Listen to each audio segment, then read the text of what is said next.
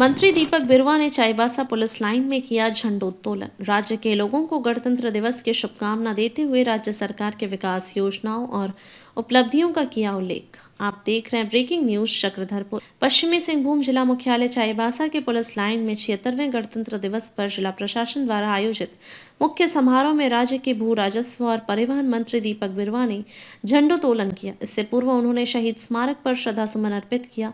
मंत्री ने परेड का भी निरीक्षण किया। मौके पर सीआरपीएफ, जिला पुलिस, महिला पुलिस, एनसीसी द्वारा मार्च पास्ट कर तिरंगे को सलामी दी गई। गणतंत्र दिवस समारोह को संबोधित करते हुए मंत्री दीपक बिरुवा ने लोगों को गणतंत्र दिवस की शुभकामनाएं देते हुए राज्य सरकार की विकास योजनाओं और उपलब्धियों का उल्लेख किया। मौके पर कोल्हान प्रमंडल के कमिश्नर, डीआईजी, डीसी, एसपी और अन्य अधिकारी मौजूद थे। आइए अब देखते हैं दीपक बिरुवा भू राजस्व और परिवहन मंत्री ने अपने संबोधन में क्या कहा।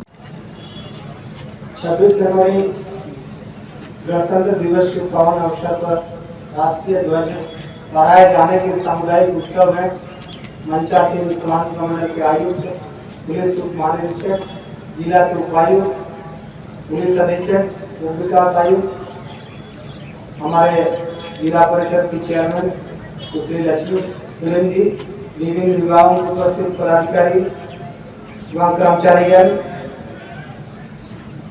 गणमान्य नागरिक, प्रेस मीडिया के तमाम साथी, मैं हार्दिक अभिनंदन करता हूं, आप सबका जोहार करता हूं एवं 76वें गणतंत्र दिवस की आप सभी को हार्दिक शुभकामना देता हूं। हम सभी भारतीय संविधान के लागू होने का दिवस मना रहे हैं। 75 वर्ष पूर्व आज ही के दिन अर्थात 26 जनवरी 1950 को हमारा संविधान लागू हुआ था। संविधान के लागू होने से आज तक की यात्रा अद्भुत रही एवं इस सफलता ये विश्व के अनेक देशों व समाजों में प्रेरणा दी है। भारत वैश्विक पटल पर एक सफल लोकतंत्र के रूप में उभरा है। प्रत्येक भारतीय इस सफलता पर गौरव महसूस करता है एवं आज के दिन हम उन सभी उपलब्धियों का उत्सव मनाते हैं। भारत के संविधान लागू होने के साथ ही अनेक विविधताओं वाले व्यक्तियों को एक राष्ट्र के रूप में एक साथ आना विश्व के इतिहास में पहली बार हुआ था। ये सब विविधताएं भारत गणराज्य की सफलता का कारण बनी है एवं विश्व के अनेक देश इस सफलता का अध्ययन कर रहे हैं। यह संविधान हमारे स्वतंत्रता संग्राम की ही उपज है। स्वतंत्रता संग्राम की लंबी लड़ाई में न केवल अंग्रेजों की गुलामी की जंजीरों से आजादी दिलाई, बल्कि हमारे प्राचीन मूल्यों, आदर्शों एवं नैतिक विचारों को खोजने में मदद की है। हमारे संविधान की प्रस्तावना हम भारत के लोग इन शब्दों से शुरू होती है। ये शब्द हमारे संविधान की मूल भावना अर्थात लोकतंत्र को दर्शाता है। भारत को लोकतांत्रिक व्यवस्था लोकतंत्र की पश्चिमी अवधारणा से कहीं अधिक प्राचीन है। इसलिए भारत को लोकतंत्र की जननी कहा जाता है। लोकतंत्र के मूल सिद्धांत यथा क्षमता, स्वाधीनता एवं बंधुत्व प्राचीन काल से ही भारतीय सभ्यता एवं संस्कृति के अभिन्न अंग रहे हैं।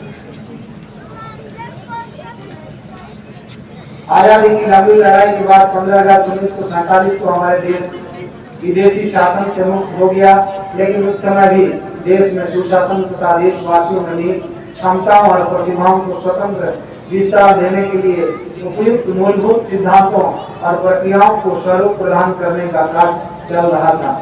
संविधान सभा ने सुशासन के सभी पहलुओं पर लगभग 3 वर्ष तक विस्तृत चर्चा की और हमारे राष्ट्र के महान आधारभूत ग्रंथ यानी भारत के संविधान की रचना की। आज के दिन हम देशवासी उन दूरदर्शी जननायकों और अधिकारियों का कृतज्ञतापूर्वक स्मरण करते हैं जिन्होंने हमारे भाई और प्रेरक संविधान के निर्माण में अमूल्य योगदान दिया था। हमारा देश बाबा साहब भीमराव अम्बेडकर का सदा ऋणी रहेगा, जिन्होंने प्रारूप समिति की अध्यक्षता की और संविधान को अंतिम रूप देने में महत्वपूर्ण भूमिका निभाई। आज के दिन हमें संविधान का प्रारंभिक मसौदा तैयार करने वाले निवेदिता श्री BN राव तथा अन्य विशेषज्ञों और अधिकारियों को और भी स्मरण करना चाहिए, जिन्होंने संविधान निर्माण में सहायता की थी, जिन्होंने संविधान सभा के पटल पर संविधान के अंदर लिखे गए हर शब्द पर गहन चर्चा की थी। हमें इस बात का गर्व है कि संविधान सभा के सदस्यों ने भारत के सभी क्षेत्रों और समुदायों, वर्गों एवं धर्मों का प्रतिनिधित्व किया। संविधान निर्माण में संविधान सभा की 15 महिला सदस्यों ने भी योगदान किया। बाबा साहब भीमराव अम्बेडकर और अन्य विभूतियों ने हमें